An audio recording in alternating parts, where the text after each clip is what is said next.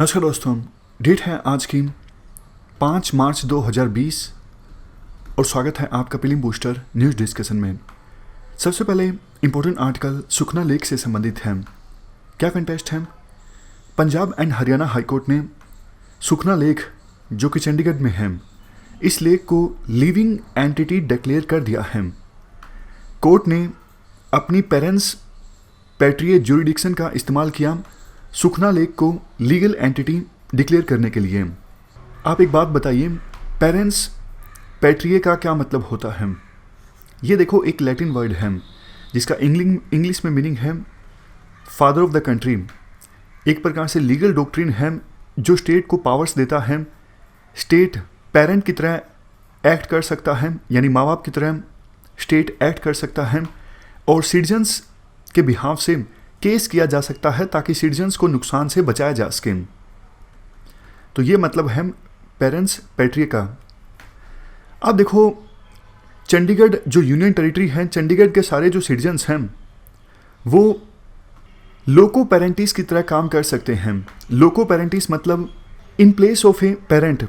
इसका सिंपल मतलब देखो ये है, पेरेंट इस केस में है स्टेट और सिटीजन्स अगर लोको पेरेंटिस होंगे मतलब सिटीजन्स जो हैं वो स्टेट की जगह काम कर सकते हैं इस लेक को प्रोटेक्ट करने के लिए, लेक को लुप्त होने से बचाने के लिए। तो लोको पेरेंटिस का मतलब होता है in place of a parent और पेरेंट्स पैट्रिया का मतलब होता है फादर ऑफ द कंट्री। वैसे यूपीएससी पूछेगी नहीं इन लैटिन वर्ड्स का मतलब। सुखना लेक के बारे में क्वेश्चन पूछा जा सकता है। ये देखो, एक रेनफेड लेक है, बारिश से पानी आता है, चंडीगढ़ में है। कैचमेंट एरिया वो एरिया होता है जहाँ से किसी रिवर, लेक या फिर रिजर्वर में पानी आता है बारिश से या फिर किसी दूसरे सोर्स से। तो कैचमेंट एरिया सुखना लेक का पंजाब में भी है, हरियाणा में भी है। लेक को कंस्ट्रक्ट किया गया था 1958 में। 3 स्क्वायर किलोमीटर में ये जो लेक है फैली हुई है। आपको याद होगा, इससे पहले उत्तराखंड हाईकोर्ट के द्वारा यमुना और गंगा रिवर को लिविंग एंटिटीज डिक्लेयर किया गया था और कहा था लिविंग पर्सन्स जैसे राइट्स, ड्यूटीज और लायबिलिटीज एंजॉय करती हैं, उसी प्रकार से यमुना और गंगा रिवर भी राइट्स, ड्यूटीज और लायबिलिटीज को एंजॉय करेंगी। नेक्स्ट आर्टिकल यूएनएचआरसी रेजोल्यूशन से संबंधित है। क्या कंटेस्ट है?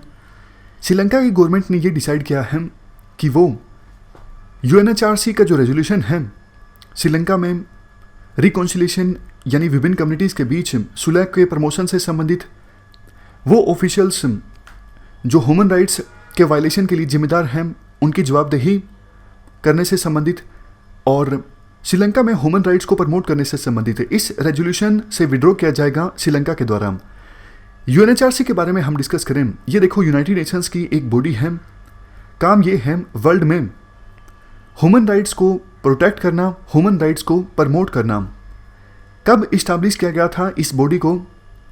यूएन जनरल असेंबली के द्वारा इस बॉडी को इस्टेब्लिश किया गया था 15 मार्च 2006 को। इससे पहले यूएन की बॉडी हुआ करती थी ह्यूमन राइट्स को प्रोटेक्ट करने के लिए, UN commission on human rights. लेकिन इस बॉडी पर आरोप लगता था कि ऐसे देश भी मेंबर हैं इस बॉडी के जिनमें ह्यूमन राइट्स को प्रोटेक्ट करने का जो रिकॉर्ड है काफ़ी ज़्यादा ख़राब है, यानी उन देशों में ह्यूमन राइट्स का काफ़ी वायलेशन होता है, फिर भी वो मेंबर बन गए हैं UN commission on human rights के। तो इस बॉडी को ख़त्म करके नई बॉडी बनाई गई यूएनएचआरसी। हालांकि देखो, इस नई बॉडी पर भी आरोप लगता रहता है। वेनेजुला और पाकिस्तान जैसे देश भी मेंबर बन जाते हैं इस बॉडी के, जबकि इन देशों का जो ट्रैक रिकॉर्ड है ह्यूमन राइट्स को प्रोटेक्ट करने में बहुत ज़्यादा ख़राब है। 47 मेंबर्स होते हैं यूएनएचआरसी के, जिनको 3 साल के लिए चुना जाता है रीजनल ग्रुप के आधार पर। हेडक्वार्टर कहाँ पर है?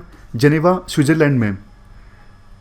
इस बॉडी के द्वारा देखो, यूएन के मेंबर स्टेट्स में ह्यूमन राइट्स के वायलेशंस को इन्वेस्टिगेट किया जाता है और ह्यूमन राइट्स की काफ़ी थीम्स को एड्रेस किया जाता है, जैसे freedom of association and assembly, freedom of expression, freedom of belief and religion, women rights, LGBT rights, सबसे लास्ट में rights of racial and ethnic minorities.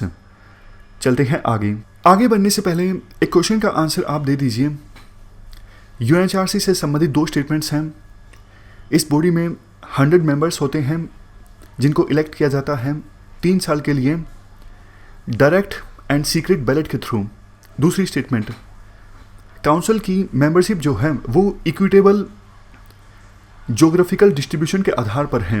बताइए दोनों में से कौन सी स्टेटमेंट सही है, कौन सी गलत है। पहली स्टेटमेंट देखो गलत है, 100 मेंबर्स नहीं है, 47 मेंबर्स हैं। दूसरी स्टेटमेंट बिल्कुल सही है। हमने ये डिस्कस किया था कि ज्योग्राफिकल डिस्ट्रीब्यूशन के आधार पर काउंसिल की मेंबरशिप तय होती है। तो इस क्वेश्चन का आंसर हो जाता है बी। नेक्स्ट आर्टिकल ब्लैक कार्बन से संबंधित है। क्या कंटेस्ट है? Wadia institute of Himalayan geology के साइंटिस्ट ने अपनी एक स्टडी में पाया है कि गर्मियों के सीजन में गंगोत्री ग्लेशियर के नज़दीक ब्लैक कार्बन की जो कॉन्सेंट्रेशन है वो 400 गुना तक बढ़ गई, क्योंकि गर्मियों के सीज़न में काफ़ी जगहों पर फॉरेस्ट फायर्स देखने को मिली और किसानों ने अपने क्रॉप के रेजिड्यूज भी जलाए बहुत से इलाकों में। इस वजह से जो ब्लैक कार्बन है वो एटमॉस्फेयर में इमिट हुआ और गंगोत्री ग्लेशियर के नज़दीक भी बहुत सा ब्लैक कार्बन पहुंचा एटमॉस्फेयर से। ब्लैक कार्बन की हम बात करें, देखो फॉसिल फ्यूल्स जैसे पेट्रोल, डीजल या फिर पेड़ पौधों के इनकम्प्लीट कंबसन से, मतलब आधे अधूरे पेड़ पौधे जलते हैं या फिर पेट्रोल डीजल का कंप्लीट कंबसन नहीं हो पाता, इस वजह से ब्लैक कार्बन एटमॉस्फेयर में एमिट होता है। ब्लैक कार्बन वाइट स्नो के अपेक्षाकृत ज़्यादा सनलाइट को एब्जॉर्ब करता है।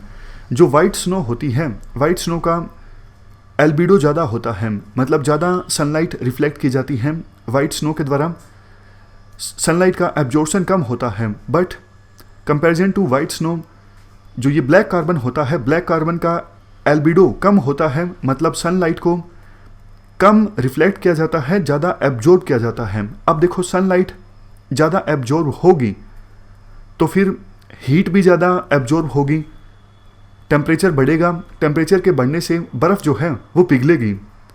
यही चिंता का कारण है कि ब्लैक कार्बन की कॉन्सेंट्रेशन अगर गंगोत्री ग्लेशियर के नज़दीक बढ़ती है तो इससे ग्लेशियर ज़्यादा जल्दी से पिघलेंगे। इसके बाद थोड़ी सी और इन्फॉर्मेशन डिस्कस करें। इंडिया देखो सेकेंड लार्जेस्ट एमिटर है ब्लैक कार्बन का पूरे वर्ल्ड में, और आने वाले दशकों में ब्लैक कार्बन का जो एमिशन है वो और ज़्यादा इंक्रीज होगा। ब्लैक कार्बन को क्लाइमेट चेंज में सेकेंड लार्जेस्ट कंट्रीब्यूटर माना जाता है कार्बन डाइऑक्साइड के बाद। बट देखो कार्बन डाइऑक्साइड जो एटमॉस्फेयर में कई सालों तक रह सकता है, इसके कंपैरिजन में ब्लैक कार्बन जो है एटमॉस्फेयर में बहुत कम समय तक रहता है, कुछ दिनों तक या फिर कुछ हफ्तों तक। उसके बाद रेन की सहायता से या फिर स्नो के थ्रू ब्लैक कार्बन जो है एटमॉस्फेयर से डिसअपियर हो जाता है और नया ब्लैक कार्बन आ जाता है पेट्रोल या फिर डीजल के इनकम्प्लीट कंबसन से या फिर बायोमास के इनकम्प्लीट बर्निंग से। तो ये हमने आर्टिकल डिस्कस किया ब्लैक कार्बन के बारे में। चलते हैं आगे बढ़ने से पहले एक क्वेश्चन का आंसर आप दे दीजिए।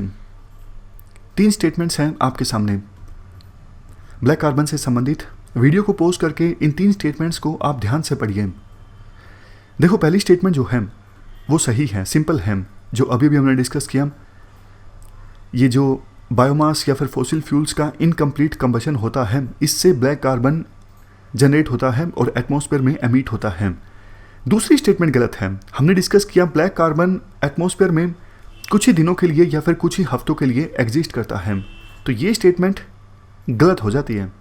तीसरी स्टेटमेंट देखिए, ब्लैक कार्बन के डिपॉजिट होने से आप बताओ स्नो की जो कैपेबिलिटी है सनलाइट को रिफ्लेक्ट करने की बढ़ती है या फिर कम होती है? कम होती है। स्नो जब वाइट होती है तो ज़्यादा सनलाइट रिफ्लेक्ट होती है, तो तीसरी स्टेटमेंट भी गलत है। इस क्वेश्चन का आंसर है बी। चलते हैं आगे। Next article Merkel cell polyoma virus से संबंधित है। क्या कंटेस्ट है?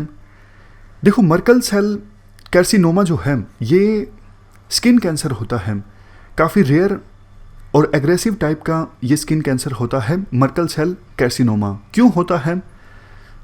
ओल्ड एज के कारण या फिर बॉडी अगर बहुत लंबे समय तक अल्ट्रा वायलेट लाइट का सामना करती है या फिर इम्यून सिस्टम काफ़ी वीक होता है, इन रीजन्स की वजह से ये स्किन कैंसर हो सकता है मर्कल सेल कैर्सिनोमा।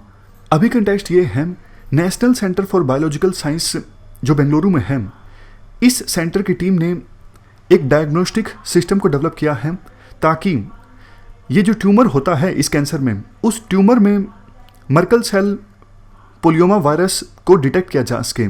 अगर वायरस का डिटेक्शन हो जाता है तो फिर ख़त्म किया जा सकता है वायरस को। ये नई डेवलपमेंट हुई है। रिसर्चर्स ने एक ऐसे टेस्ट को डेवलप किया है जो कंडक्ट होगा CRISPR-Cas12 टेक्नोलॉजी की सहायता से। ये जीन एडिटिंग टेक्नोलॉजी है, जीन को एडिट करने की टेक्नोलॉजी है। इस टेक्नोलॉजी की सहायता से वायरस को आइडेंटिफाई किया जा सकता है ट्यूमर में। जब टेस्ट कंडक्ट होगा तो जहाँ पे वायरस होगा वहाँ से रोशनी आने लगेगी, लाइट आने लगेगी थोड़ी बहुत, तो पता लग जाएगा वायरस एग्जैक्टली इस लोकेशन पर है। तो काफ़ी इंपॉर्टेंट है ये डेवलपमेंट। सिस्टम का स्पेसिफिकली नाम है डिटेक्टर। पूरा नाम इस प्रकार से है DNA indo nucleus targeted CRISPR trans reporter. System में देखो 3 कंपोनेंट्स हैं, आइडेंटिफायर, स्विच, रिपोर्टर। आगे थोड़ी बहुत और भी डिटेल्स हैं लेकिन इतना ज़्यादा डीप में जाने की आवश्यकता है नहीं। चलते हैं आगे। नेक्स्ट आर्टिकल स्वैम्प वालाबी के बारे में है। वालाबी देखो एक मर्सूपियल है, कंगारू की तरह। मर्सूपियल का क्या मतलब होता है? मर्सूपियल देखो वो मैमल्स होते हैं जिनके बच्चे डेवलप होकर, पूरी तरह से डेवलप होकर पैदा नहीं होते, इनकम्प्लीट डेवलप्ड होकर पैदा होते हैं। सिंपल भाषा में बात करें, जैसे देखो कंगारू का बच्चा जब पैदा होता है पूरी तरह से डेवलप नहीं होता। कंगारू मदर जो है वो अपने बच्चे को बेली के आगे जो पाउच होता है वहाँ पे कुछ महीने तक रखती है ताकि बच्चा जो है डेवलप हो सके।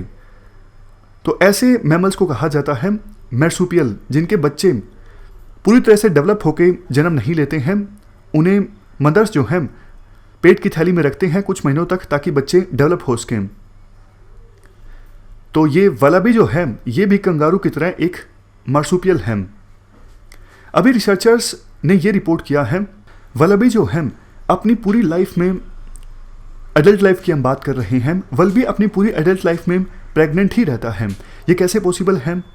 ये देखो इस प्रकार से पॉसिबल है क्योंकि वालाबी में अलग अलग 2 ओवरीज होती हैं और 2 यूटरस होते हैं। यूटरस वो जगह है डिलीवरी से पहले जहाँ पर बच्चे की नरिशिंग होती है, बच्चा पलता है, कोख जिसे हिंदी में कहा जाता है। और ओवरीज में एग्स जनरेट होते हैं। तो वालाबी में 2 अलग अलग यूटरस हैं, 2 ओवरीज हैं। तो होता क्या है, इससे पहले कि एक बच्चे की डिलीवरी हो, इससे पहले ही 1-2 दिन पहले ही दूसरे एम्ब्रियो के लिए कंसीव कर लिया जाता है वालाबी के द्वारा। वैसे देखो ये बहुत ज़्यादा अलग चीज़ नहीं है, कंगारू में भी ऐसा होता है। लेकिन खास बात ये है कंगारू में बच्चे की डिलीवरी के 1-2 दिन बाद नेक्स्ट एम्ब्रियो के लिए कंगारू के द्वारा कंसीव किया जाता है। लेकिन वालाबी में डिफरेंट चीज़ ये है, बच्चे की डिलीवरी से 1-2 दिन पहले ही नेक्स्ट एम्ब्रियो के लिए कंसीव कर लिया जाता है वालाबी के द्वारा। तो पूरी जो एडल्ट लाइफ है प्रेग्नेंट रहता है वालाबी। ये भी कहा जाता है वालाबी के द्वारा एक साथ 3 बच्चों को लेके जो फीमेल वालाबी है वो चलती है, क्योंकि एक बच्चा पाउच में होता है थैली में, एक बच्चा बिल्कुल छोटा होता है तो पैरों के नज़दीक रहता है, और एक बच्चा पेट में होता है, मतलब एम्ब्रियो जो होता है यूट्रस में। आयुष्मान की रेड लिस्ट में वालाबी जो है लीस्ट कंसर्न कैटेगरी में आता है। तो ये थी हमारी आज की डिस्कशन। आज हमने 5 इश्यूज को डिस्कस किया। फिलहाल इस डिस्कशन में इतना ही है। Thank you very much for discussion.